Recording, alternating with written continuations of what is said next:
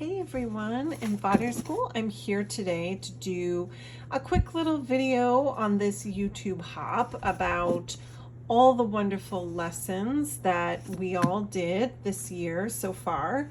And I say this every year, but my favorite thing about Fodder School isn't just being a teacher, but it really truly is, without a doubt, being a student. I love learning all the different techniques. All the artists are so varied that I find with every class there's always something that I take away from each class, and that to me is a real pleasure. There's just always some little nugget or pearl of wisdom that I put in my little basket of tricks that I can use later in the future. Plus, as an artist, one of the things I forget to do is make fodder. So Fodder School keeps me supplied with beautiful papers made in many different ways, and I love to use those throughout the year. So without further ado, one of my favorite classes this year in terms of the papers that we made, for whatever reason, I think the way Rebecca Sower's lessons were laid out, her, using kind of a simple color story and mixing your colors, it really resonated with me. And I ended up really making some of my favorite papers. So Rebecca Sower's an incredible collage artist from, I think, Tennessee. And I just loved her style and her lessons. I loved kind of making them my own. I'm going to tilt the camera a little bit so you can see these a little better. And I decided to do mine on watercolor paper. And the reason for this is I kind of live in a small house, and I didn't know that I would have space for any more artwork on the walls. So what I wanted to was just low pressure. So working on watercolor to me was very low pressure, and it allowed me to just kind of have fun and play with the lesson. And also, I like having these in my collage fodder drawer. These are now a visual reference of some of my favorite papers that I made in the class, so I can go back and look at them and say, oh, I want to make more of that. So I can see on the actual artwork itself the themes and papers that we used, and then use them later as ideas for more fodder. So I kind of like having them all laid out this way. The other thing that was fun was just adding my own take. So, as a stencil designer, I have lots of stencils lying around. So I either put those on the canvases themselves, or, I had pre-cut out like my paper dolls. I had those ready to go, and just doodling on the stencils and putting them on the art itself, to me, was super fun, kind of giving it my own little twist. And then the next month we had the amazing Drew Steinbrecher, and we altered the board book, which I have a plenty of since I still have small children. So I just went upstairs and took one of an older one that just they weren't really into. What I didn't realize is that it has like 20 or 30 board pages. It has a lot. So I didn't want to get too overwhelmed doing too many spreads in the project. So what I did is I glued them together as like more of a book block. So that way I didn't have to do too many. I really loved Drew's lessons because we did a lot of work on the gel plates, which I love working on to create fodder.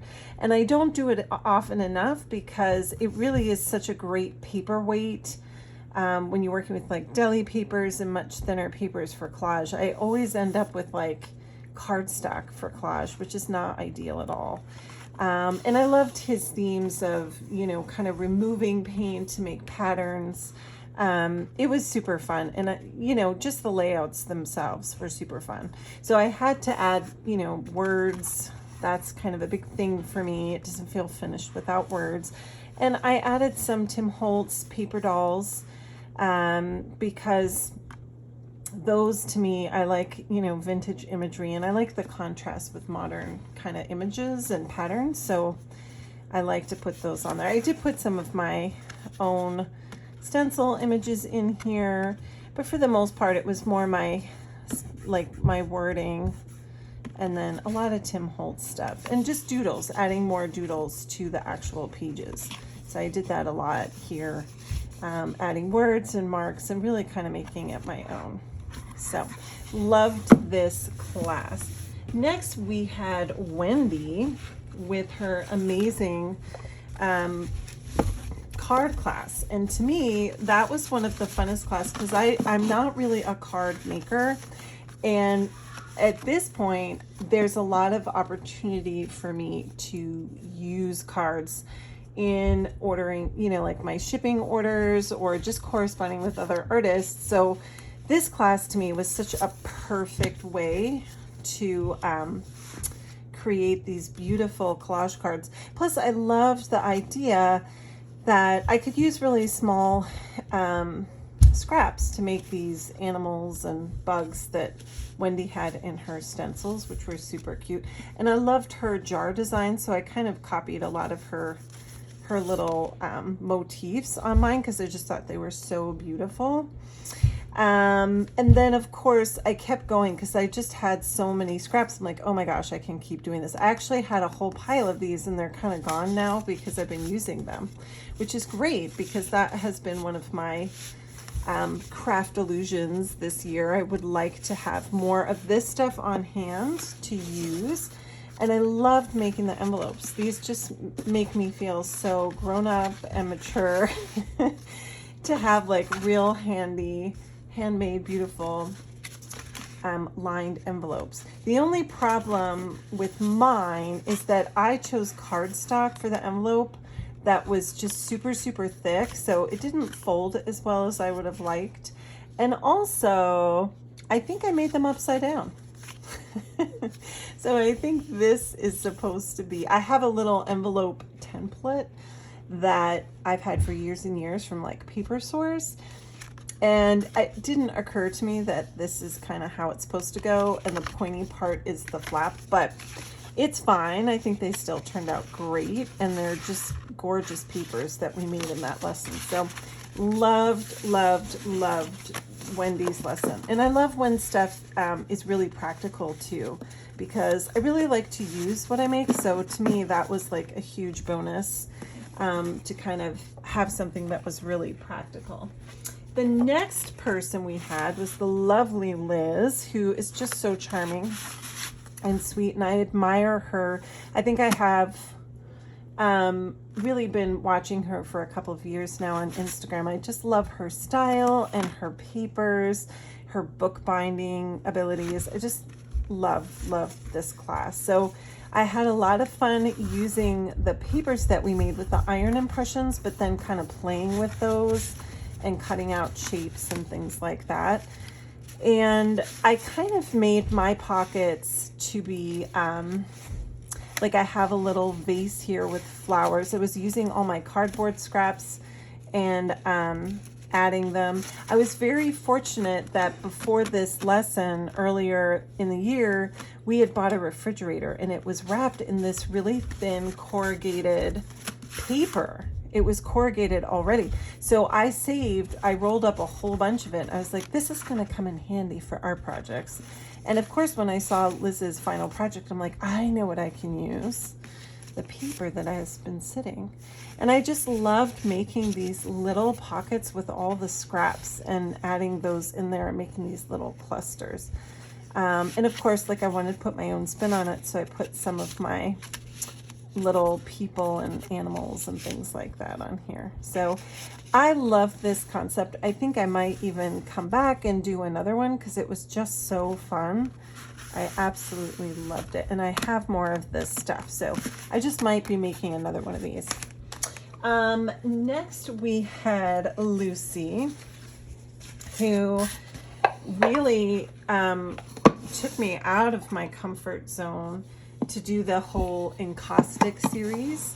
And I ended up with it's very rare as an artist for me to put my stuff up on the wall. I will do it on occasion in the studio, especially like my paper dolls. I have a little kind of display of those, but I don't usually put any of my art up around the house. And Lucy's lesson, that my final attempt at the encaustics, I was so excited and pleased with the results that this actually is in my bedroom. I love it so much.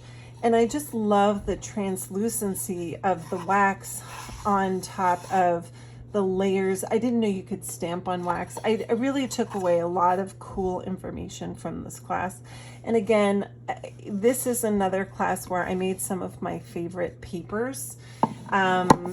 So I was very excited about that. I did paint the sides, and I let it dry, and I stenciled on the first two some of my stencil images as focal points, and then I stamped on this one. These were some handmade stamps that I made in Fodder School 1 from Dee Dee Catrone's lesson. So I added these two handmade stamps on it as well. So loved this lesson. I learned a lot, and I'm excited to have something that I'll treasure and keep up in my own home, which is, again, not something I normally do. And then lastly, we had the lovely Jane Chipp. And before I got into art and drawing and painting and all of that, I really was just a fine bookbinder. Not even fine bookbinder, I was just doing bookbinding, very simple bookbinding, and altered books. And the only thing I would really do that was mixed media was either add stamps or photographs. So I collected tons and tons of photographs and vintage papers, and I would put them in my books. And so Jane's lessons really kind of brought me back to my roots, because now I spend so much time really working on my more artistic drawing skills and like rendering skills. I still feel like a novice, but I'm doing a lot of that more often. So coming back to just do something that focused on photographs was lovely for me, because it's how I used to work. So it was really fun adding doodles. I feel like this person looks like Martha Plimpton from the 80s. I just had a lot of fun adding, and I loved her ideas. This was one of my favorite lessons, adding the kind of moonscape. I thought it was so fun. And just how fancy adding the kind of tissue paper between each one. So I just loved it so much. This one reminded me of Henry Fonda. And just, again, adding my own, doodles and stuff to the pages was super fun. Here's another painted one. This one was a Tim Holtz curio card, and I cut out a figure here and added some doodles. And this one was really fun. I didn't have any small beads in my house, and I didn't want to get, sometimes I have to be careful with supplies. Like, I don't want to get too many things that I won't use later, although now I have a million ideas for little tiny beads. And I had seen in the Fodder School group, whoever you are, you inspired me. One of the students said that they were using stickles in the place of beads. And of course, I have tons of those. So I was like, I love that idea. So I did stickles here to give it a beaded look, but they're really stickle, like the little glitter glue blobs. And that was a really fun idea. So I was excited that someone had mentioned doing that. And again, here's another Tim Holtz curio card. I cut, oh no, actually not that, this is the paper dolls, his people. And I just wanted to add a background to that, and then I put a white border on it so it looked more like a photo that had been altered.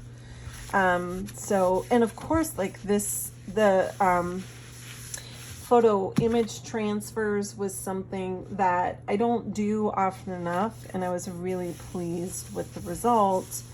I've been coveting this image for years, like over 20. I've had this beautiful prints, and it was so nice to finally put him to some really good use. I kind of should have photocopied it because I love this image, but having it in this beautiful book that we made in Jane's class is going to be a real special memento for me. And then I did my aunt, my great aunt, who is now a stencil.